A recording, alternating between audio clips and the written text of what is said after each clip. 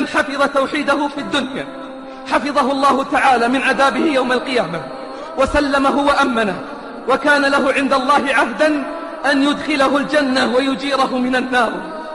ومن أعظم ما أمر الله بحفظه من الواجبات الصلاة.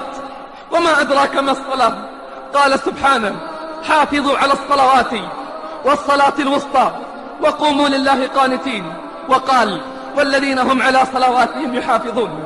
فمن حافظ على الصلوات وحفظ أركانها حفظه الله من نقمته وعذابه، وكانت له نجاة يوم القيامة. قال صلى الله عليه وسلم: اكلفوا من العمل ما تطيقون واعلموا أن خير أعمالكم الصلاة. قال ابن القيم رحمه الله: والصلاة مجلبة للرزق، حافظة للصحة، دافعة للأذى، مطردة للأدواء، مقوية للقلب، مبيضة للوجه، مفرحة للنفس، مذهبة للكسل، منشطة للجوارح، ممدة للقوة، شارحة للصدر، مغذية للروح، منورة للقلب، حافظة للنعمة، دافعة للنقمة، جالبة للبركة، مبعدة من الشيطان، مقربة من الرحمن. وللصلاة تأثير عجيب في حفظ صحة البدن والقلب وقواهما ودفع المواد الرديئة عنهما. وما ابتلي رجلان بعاهة أو داء أو محنة أو بلية إلا كان حفظ المصلي منهما أقل وعاقبته أسلم. وللصلاة تأثير عجيب في دفع شرور الدنيا، لا سيما إذا أعطيت حقها من التكميل ظاهرا وباطنا، فما استدفعت شرور الدنيا والآخرة ولا استجلبت مصالحها بمثل الصلاة. وسر ذلك أن الصلاة صلة بالله عز وجل، وعلى قدر صلة العبد بربه عز وجل تفتح عليه من الخيرات أبوابها وتقطع عنه من الشرور أسبابها. تأمل في قوله صلى الله عليه وسلم عن الله عز وجل: يا ابن آدم اركع لي من أول النهار 4 ركعات أكفك آخرة. ومن حفظ الله للمصلين أن صلاتهم تنهاهم عن الفحشاء والمنكر.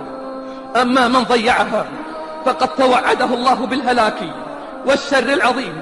قال سبحانه: فخلف من بعدهم خلف أضاعوا الصلاة واتبعوا الشهوات فسوف يلقون غيا. فكيف هي صلاتنا؟ هل حفظناها؟ هل راقبنا الله فيها؟ هل تدبرنا قوله: الذي يراك حين تقوم وتقلبك في الساجدين؟ كم مرة تفوتك صلاة الجماعة؟ كم مرة تفوتك تكبيرة الإحرام؟ كم مرة تنام عن الصلاة المكتوبة؟ والله لن يستقيم الحال إلا إذا استقام العبد والأمة في أداء الصلاة. ومما أمرنا بحفظه السمع والبصر والفؤاد. قال سبحانه: ولا تقف ما ليس لك به علم إن السمع والبصر والفؤاد كل أولئك كان عنه مسؤول. فاحفظ سمعك فلا تسمع إلا ما يرضيه، واحفظ بصرك فلا تنظر إلا إلى ما يرضيه، واحفظ قلبك فلا يمتلئ إلا بما يحبه ويرضيه، واحفظ عقلك فلا تفكر إلا في طاعته ومراضيه. ومما أمرنا بحفظه الفروج.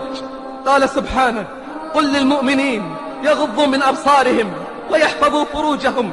وقال سبحانه: وقل للمؤمنات يغضضن من أبصارهن ويحفظن فروجهن. ومدح الله المؤمنين والمؤمنات بذلك فقال: والذين هم لفروجهم حافظون. ومما أمرنا بحفظه الأيمان. فقال سبحانه: واحفظوا أيمانكم. وقال: ولا تجعلوا الله عرضة لأيمانكم، لأن حفظ اليمين يدل على إيمان المرء وورعه. قال سبحانه: وأوفوا بعهدي أوفي بعهدكم. وقال: فاذكروني أذكركم. وقال: إن تنصروا الله ينصركم ويثبت أقدامكم. ومن أسمائه سبحانه السميع. قال جل في علاه: ربنا تقبل منا إنك أنت السميع العليم، أي تسمع وتجيب. فقال عن نفسه: إن الله سميع بصير. وقال عن نفسه: إنه سميع قريب. فهو سميع لأقوال عباده وحركات مخلوقاته، يسمع السر وأخفى، سواء منكم من أسر القول ومن جهر به، ومن هو مستخف بالليل وسارب بالنهار، له معقبات من بين يديه ومن خلفه يحفظونه من أمر الله. إن الله لا يغير ما بقوم حتى يغيروا ما بأنفسهم، وإذا أراد الله بقوم سوءا فلا مرد له. وما لهم من دونه من وال. هو الذي يريكم البرق خوفا وطمعا وينشئ السحاب الثقال ويسبح الرعد بحمده والملائكة من خيفته ويرسل الصواعق فيصيب بها من يشاء وهم يجادلون في الله وهو شديد المحال. فهو سميع ذو سمع بلا تكييف ولا تشبيه ولا تمثيل،